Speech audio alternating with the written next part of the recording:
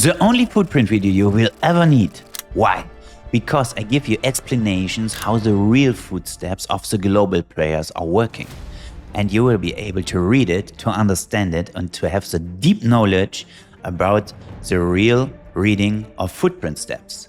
And it would help you in your trading style, in your trading way, to understand very deep what is working at the real markets in the world of footprint charts. It is a good way to find setups, to make breakout trades, or especially for counter trading. And I think you will love it. I translated this video with AI because my English is not perfect, and I think it is perfect enough for you to understand everything. Yes, a wonderful day to everyone.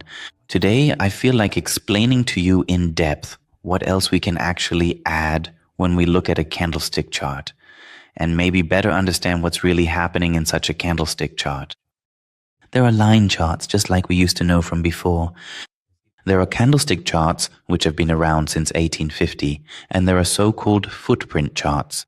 And in these footprint charts, we can see exactly where transactions have taken place, how much liquidity there was for the respective product, and yes, what we can deduce from that. When there are high volumes at the tops or lows, the auctions are very often not yet finished, not yet completed. And only when auctions are completely finished with so-called unfinished auctions do you have the opportunity to recognize that a sustainable top formation may really be present here. And today I want to show you exactly how all of this works. I will explain to you how you can relate this to a normal raw candlestick chart, what advantages you can derive from it, and how you can apply all of this effectively. But above all, it's very important to know, where do I use such footprint charts? You don't have to look at them all the time. And in which time frames does it even make sense to use them? We will discuss all these things today, and I am convinced that this will give you a lot more depth and awareness regarding the prevailing market conditions and how you can gain an advantage on the stock exchanges as a result. I'm looking forward to it. Yes, the first and absolutely essential thing to understand is, how does such a footprint chart even come into existence? And for that, I've brought you two images here. This price range right here, which you can see in a 30-minute candlestick chart, is exactly the same price range as this one right here, as you can see. So what is the big advantage we have when we look at such a footprint chart? And what do we see there? And that's what we want to examine together in more depth now. Just imagine you have a candlestick chart like this, and it looks something like this. And in this candlestick chart, there is an opening price, a closing price, and there is an absolute high and an absolute low. Now, of course, it's interesting to know and find out what actually happened inside there in order to gain an advantage. And if we look inside and simply want to see where there were more buyers and where there were more sellers, we can display the trading volume at each respective price. And then you'll get a picture that, corresponding to the chart on the left, looks like this. And that means here we now have a complete block for the same time frame, split into bid and ask, that is, into buy and sell prices, and these are displayed to us corresponding to each respective price level. Let's apply the following logic to this. So in the first step, we understand that we now see exactly the same thing here as we do here at the same price level. We see exactly the same thing here as we do here at the same price level, and down here as well, we can see what the market has done. And now just imagine up here, for example, there were 0 trades and 9. One level lower, at the next price level, there were 11 trades and 20. And so on, for example, 7 and 10, and so on and so forth. And here, for example, there was a level where there were 70 and 50. Here, there were 90. And 30. All of this always considered in this candlestick chart, where we have absolutely no information if we just look at a candle like that without localizing it according to the executed trades. And now comes the exciting and important part. What did it look like at the absolute low? And if, for example, we have 7 and 19 here, and here we have 8 and 15. So this gives us a first major piece of information, which is absolutely crucial. This information is down here at this price level where you couldn't see it at all in this spike of the candlestick. The market had what is called an unfinished auction. That means an incomplete auction. Why is that? First, I want to explain the opposite to you. Up here, you can see the market had a 0 and a 9 and 11 and a 20. This means that up here, there was only one side of the price with a number greater than 0. And in such phases, you can simply say there was no more interest here. That's the simplest logic you can deduce, such a finished auction. So a completed auction, this gives you the overview that the market was done here. Down here with a so-called unfinished auction, the market was not finished yet. This means that at all levels and price points, there were still opportunities to generate activity. What does that mean for the further course of the price? For us, in the further course of the price, this means that if the market is, for example, trading here, and we know the auctions were up here, finished, because we had the 0, the 9. Often you'll see a 0, a 0, a 3, a 5, a 7. Then you know this auction is really finished. But if, like down here, you still have a lot of numbers at the low, that means the market has liquidity in this price area. And where do markets generally tend to go? Towards liquidity. So the probability is initially higher that the market will again move towards liquidity. And if, for example, you're looking for a real top, what options do you have? Let's imagine the following scenario. You have the market, and the market is currently moving here. Up here, you have a predefined so-called resistance area. For example, because there was previously a value area high up here or something else from some profile. And down here, you have a support because there was a low volume node here. So essentially, you have clarity as to why a market, when it's moving here, might linger up here. Now, the market moves up here and arrives at this point.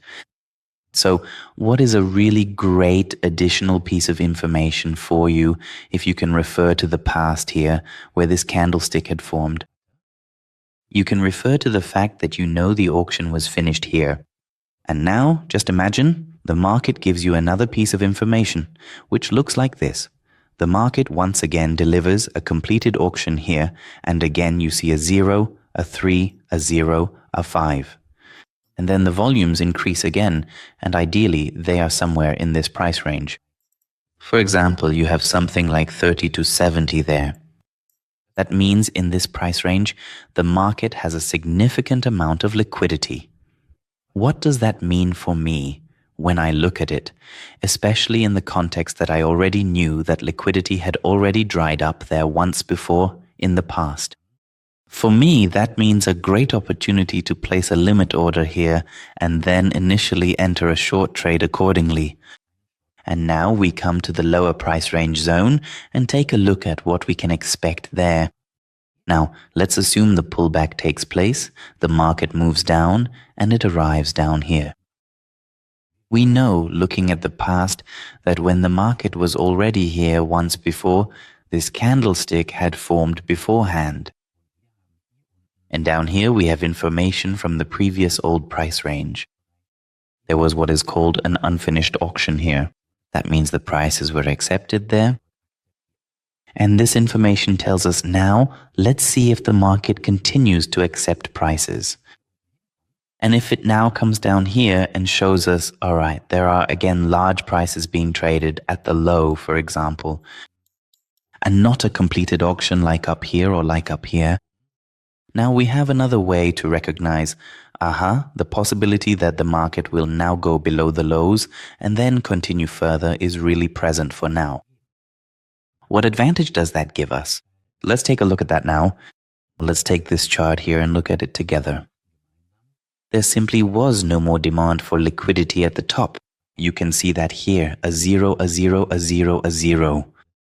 No one was interested in trading anymore. The buyers pushed in a few more market orders here, but there simply was no counterparty left who was interested in participating. So we know that below this level, there is now a probability that the market can move down again. And if you take a closer look here, you'll see that in this price range, there were very large, very strong volumes traded. I simply drew that in bold and had it highlighted in color for myself. You can do that with any software. So now the market has moved lower. And now it's making what's called a pullback, meaning a return to this price area.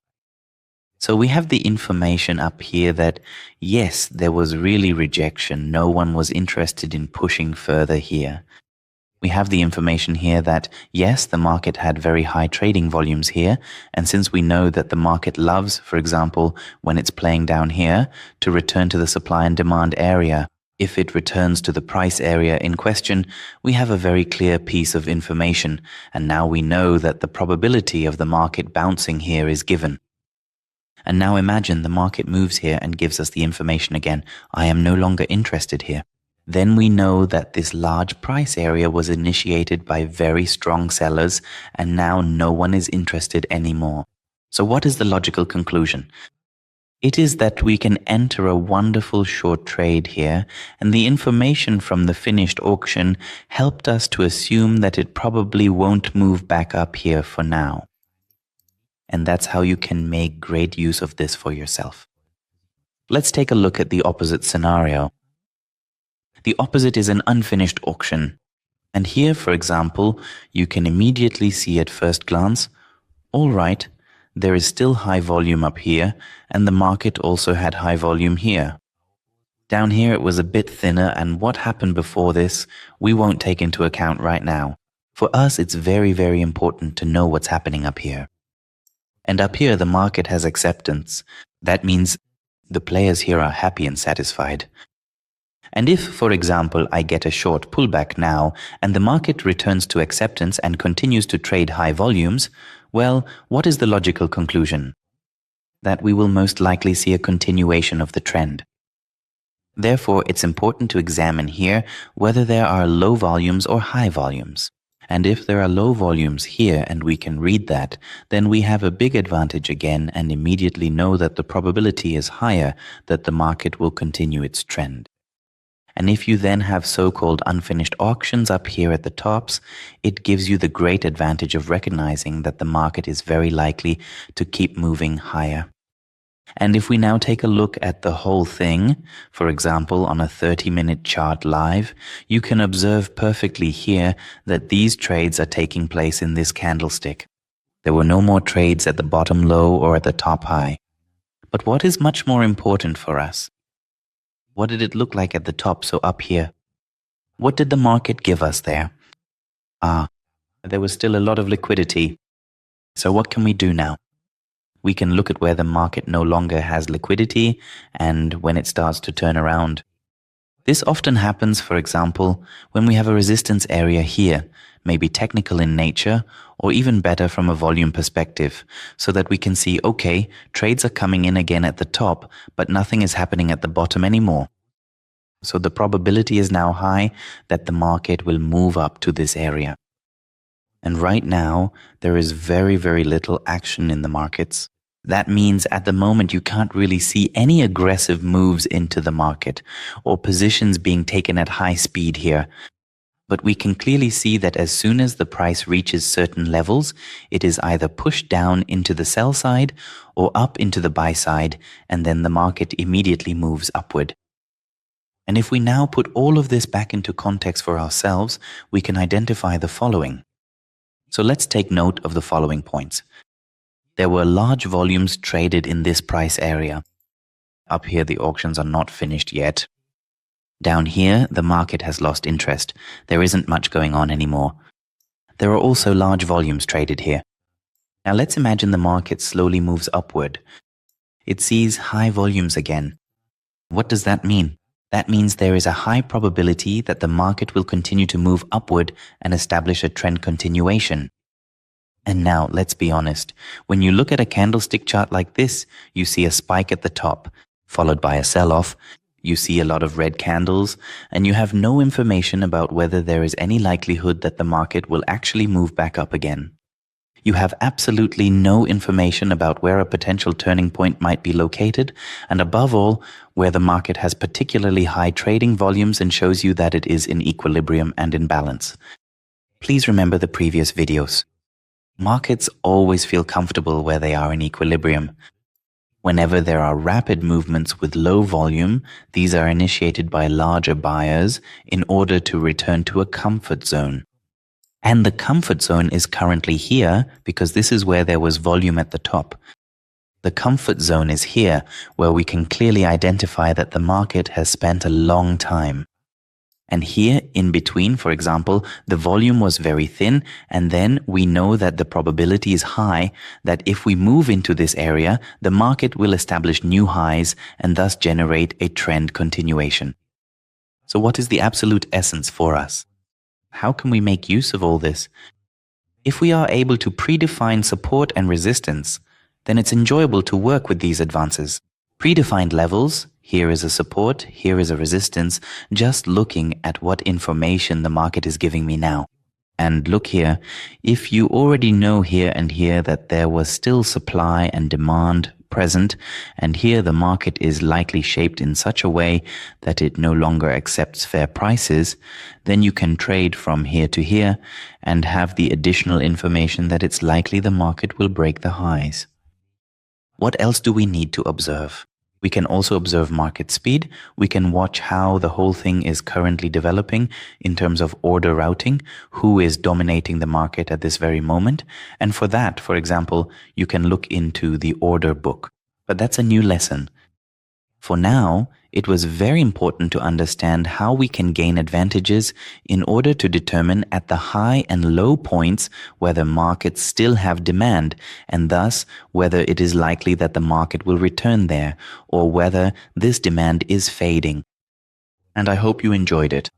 You were able to gain a deeper understanding of a so-called footprint chart, and you can set it up in all time frames, and as you can see here, for example, the market is starting to move up again because it simply was no longer satisfied with the lower price levels, and this could be very nicely anticipated here. I'm happy to raise more awareness for you here to explain a lot to you, and in the next lesson there will certainly be some great things again that I can explain to you about market dynamics. Thank you very much for your time, and see you in the next video.